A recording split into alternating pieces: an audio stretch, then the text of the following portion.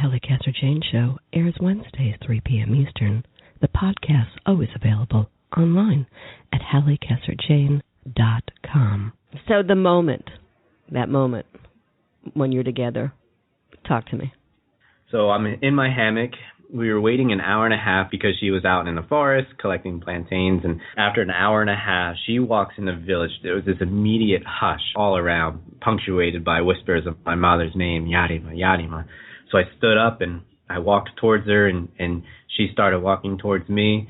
And, all I could think about is just like running to her, like chariots of fire, and just want to put my arm around her and hug her. But YANOMAMI don't hug each other that way. So it was kind of awkward at first. And we stopped. We're about a couple feet apart, and I didn't know what to do. So I put my hand on her shoulder, and I looked in her eyes and I said, "Mom, it's me, David. I'm home."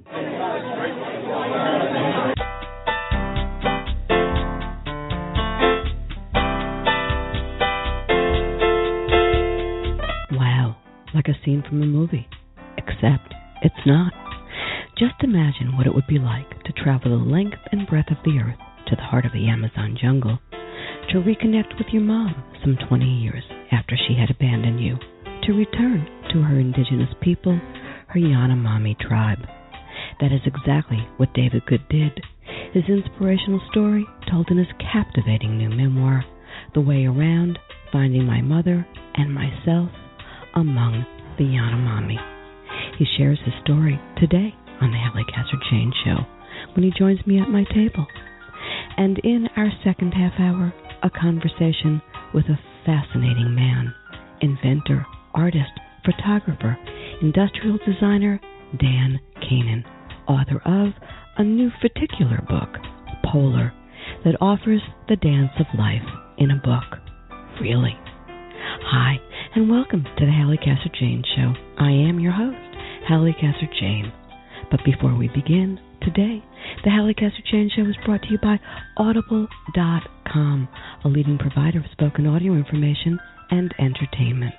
Get a free audiobook and 30-day trial today by visiting my website at HalliCasser-Jayne.com and clicking on the Audible.com icon for your free book. Hey, what's more fun than a free book?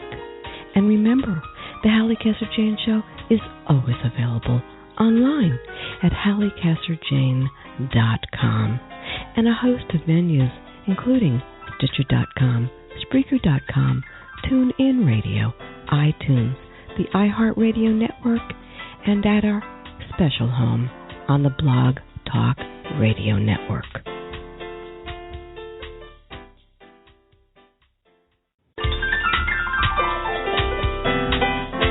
Every once in a while, a manuscript crosses my desk that simply startles me.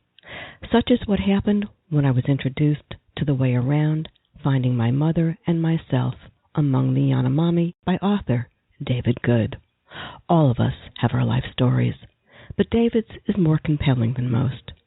David's story is a tale of recovery and discovery, a poignant, fascinating exploration of what family really means, and the way that the strongest bonds endure even across decades and worlds.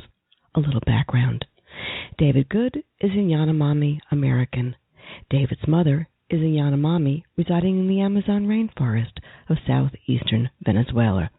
His father, Kenneth Good, is an American anthropologist whom studied the YANOMAMI people for decades. Their family's history has been televised in National Geographic and written about in People magazine, in the New York Times, and the London Times. David has inherited a unique heritage in being one of the very few members of the YANOMAMI tribe who has lived and been raised in the outside world. His memoir is his chronicle of self-discovery, but also the story of his parents as he relives his father's journey as an American encountering the YANOMAMI's world and his mother's painful struggle to adapt to a Western lifestyle for her family. He writes of being of two worlds, growing up in New Jersey, his mother's abandonment when he was 6, and the toll on his childhood, the rebellious teenage years marked by depression and drinking, and the near-fatal car accident that gave him a purpose, to find a way back to his mom. He is the founder and executive director of The Good Project, a nonprofit service organization dedicated to the education, healthcare, and preservation of indigenous groups in South and Central America. Let's talk. All right, so David, thanks first of all for sharing this story. This is so powerful. So let's go back to the beginning. Your dad, an anthropologist, meets your mom, a member of a remote tribe, the YANOMAMI tribe from the Amazon rainforest. They marry. He brings her back to the U.S. First, tell us about the tribe, and then please, what were your parents thinking? Right? Yeah, well, whenever I describe the YANOMAMI, I always describe the YANOMAMI as they were during my father's time. But, in the last half century or so, they've undergone a lot of changes. So I don't want the listeners to think that how I describe the YANOMAMI is the same throughout the whole tribe, indigenous population. But during my father's time in the 70s, when he went down to the YANOMAMI to study them, his goal was to measure protein intake and how that was related to warfare. And so he went down there and he found a people that were just living in this sort of pristine state in the Amazon rainforest. They were people that didn't count beyond 2. They had no calendar, no written language. They hunted with the bow and arrow. They trekked through the jungle and searched for food, and they were semi-nomadic. So it was really, for my dad to experience this, for him, it was like going back in time to, quote unquote, like a Stone Age time, because technologically speaking, they never really went past the Stone Age until the arrival of the Spaniards, when they introduced Western steel goods like pots and pans and machetes. So as you know, my dad, it was only supposed to be 15 months to measure his protein intake and publish his dissertation, but he ended up staying there for 12 years because he just fell in love with the people. He found a world where there was no loneliness, no stress, no strive for upward mobility, worrying about taxes and bills and all that. All you had to do is just wake up and you live. Everything you need was your family and the surrounding forest. So he lived there for 12 years, and after 12 years, he married my mom and came to the United States. Now, it was a decision they made as a couple. Because my dad was an outsider, a foreigner, he had to periodically leave the territory to renew permits and visas, and that caused a strain on the relationship. So he said, why don't you come to my world, come to where I live, so that we don't have to be separated for so long. And she agreed, but I don't think Mom knew exactly what she was in store for. Oh, I can't even imagine. It's like worlds. Yeah. It is literally worlds apart. So then she comes, and they have you. Yes. And when you're 6, your mother decides this world in New Jersey is not for her, and she leaves. The word that is tossed around is abandonment. What do you remember? Okay, yeah, so an abandonment is how I've internalized it as a young child. A lot of people criticize me for saying that, but, you got to remember, this is the feelings of a 5-year-old. Sure, so, absolutely. So when I was 5, one day having a mom and next day not, I didn't understand why, and I didn't know. I had thought that she rejected me and rejected this culture, and that I wasn't good enough for her as her son.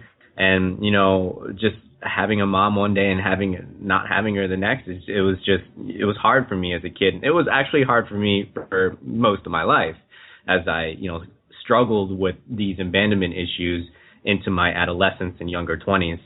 So it was tough for me, but when I got older, of course, I understood why and realized why she had to go back home. Right, and I'm with you on the perspective of a 6-year-old. That is, that's all that you know is mommy's not there anymore. Right. You knew that you were of 2 worlds, and that's pretty extraordinary. I mean, really 3, by the way, because you were raised in New Jersey and being a Jersey girl. I know that's a world unto itself. Right, a whole different jungle. There you go, buddy. I mean, just ask Chris Christie, right?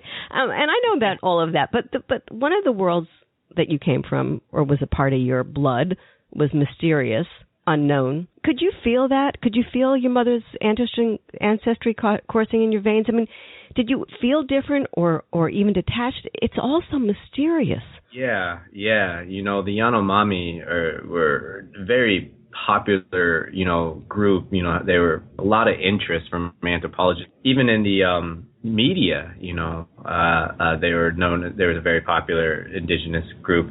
So when Mom left, and I internalized abandonment, I sort of rejected my culture, my heritage, and renounced it, and really started developing this hatred towards Mom. And of course, why should I be proud of this culture, this heritage, if my connection to that heritage is my mom, but my mom abandoned me?